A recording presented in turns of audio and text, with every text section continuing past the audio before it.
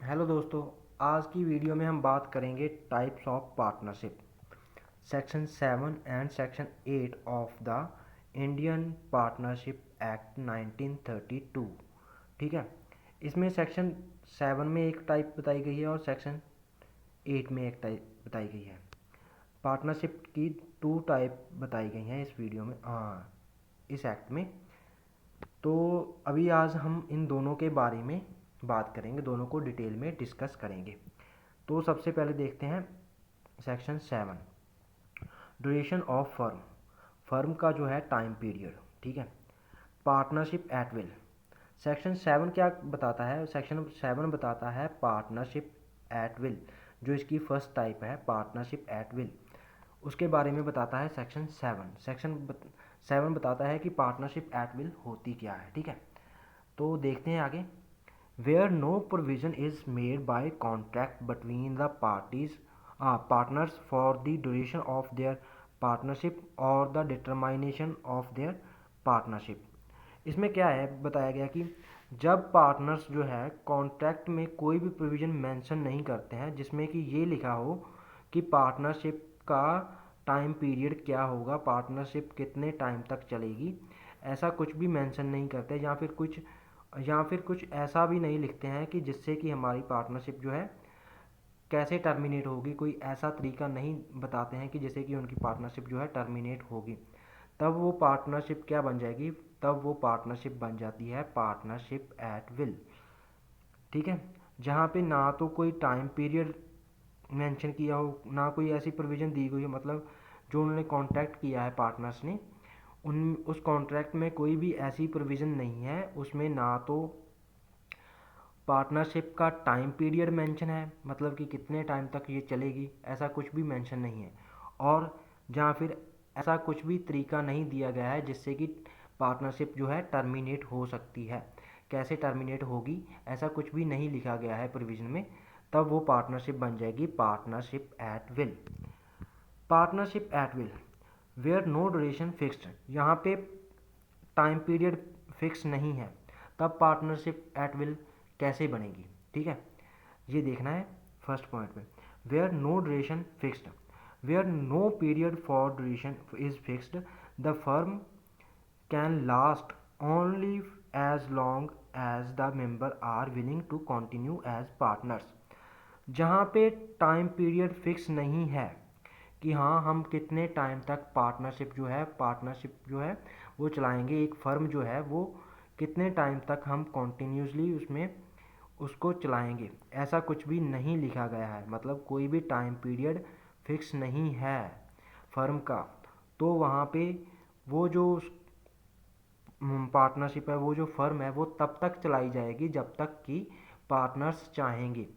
Partners मतलब जो भी उसमें जो मेंबर्स हैं, जो भी पार्टनर्स हैं, पर्सन हैं, वो जब तक चाहते हैं वो तब तक उस फर्म को, उस पार्टनरशिप को चला सकते हैं जब तक उनकी इच्छा है। जब वो चाहेंगे कि हाँ अब हम ये पार्टनरशिप जो है नहीं चलाना चाहते, हम ख़त्म करना चाहते हैं, तब वो ख़त्म कर सकते हैं। मतलब जब तक वो पार्टनर चाहते हैं अपनी इच्छा के अनुसार भी, हाँ हम इतने टाइम तक जो है पार्टनरशिप चलाएंगे, उसके बाद नहीं चलाएंगे, तो वो क्या बन जाएगी? वो बन जाएगी पार्टनरशिप एट विल। ठीक है।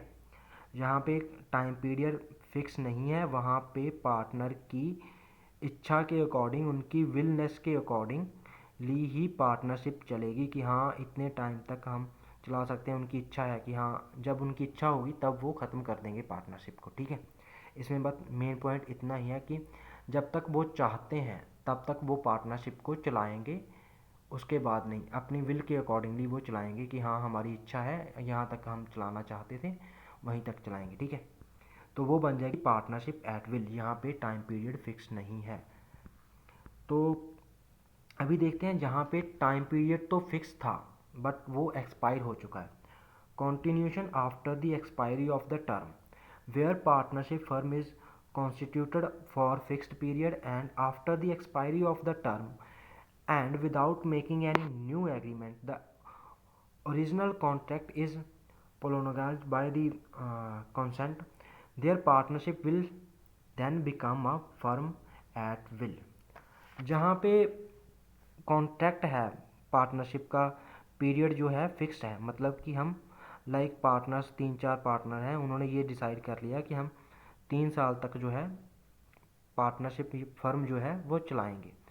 अब यहाँ पे क्या होता है कि यहाँ पे जो उन्होंने टाइम पीरियड फिक्स किया था वो एक्सपायर हो जाता है, और उसके बाद भी जो पार्टनरशिप है वो कॉन्टीन्यूस रहती है, मतलब वैसे ही जो फर्म जो है उसे वो जैसे पहले चलाते थे वैसे ही काम वगैरह सब चालू रहता है। तो यहाँ पे वो क्या बन जाएगी, वो पार्टनरशिप बन जाएगी पार्टनरशिप एट विल, मतलब उनकी इच्छा के अकॉर्डिंगली जब वो चाहेंगे तब वो पार्टनरशिप को ख़त्म कर सकते हैं, मतलब कि ये पार्टनरशिप विल के अकॉर्डिंगली हो गई, उनकी इच्छा के अकॉर्डिंगली चलती रहेगी। ठीक है, यहाँ पे उन्होंने 3 साल तक का पीरियड जो लिया था उन्होंने वो एक्सपायर हो गया, उसके बाद उन्होंने कोई एग्रीमेंट नहीं किया कि हम आगे पार्टनरशिप को इतने टाइम तक चलाएंगे, वो सिर्फ उनकी विल के अकॉर्डिंग चल रही है, मतलब उनमें उनके बीच कोई भी टाइम पीरियड नहीं लिखा हुआ है, एग्रीमेंट नहीं हुआ है जिसमें कि उन्होंने टाइम पीरियड आगे मेंशन किया हो कि हम आगे इतने टाइम तक जाएंगे। यहाँ पे कोई भी टाइम पीरियड नहीं है, मतलब एक टाइम पीरियड था उसके बाद उन्होंने कोई भी टाइम पीरियड फिक्स नहीं किया है, तो वो बन जाएगी पार्टनरशिप एट विल।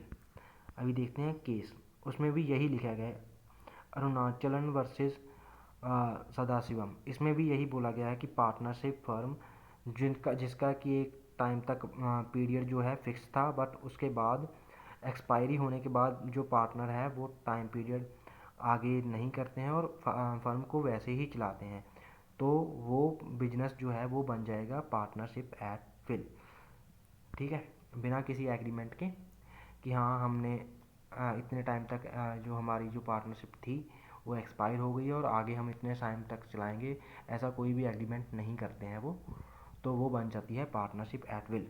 सेकंड जो टाइप है वो क्या है, पर्टिकुलर पार्टनरशिप। इसको डिफाइन किया गया है सेक्शन 8 में।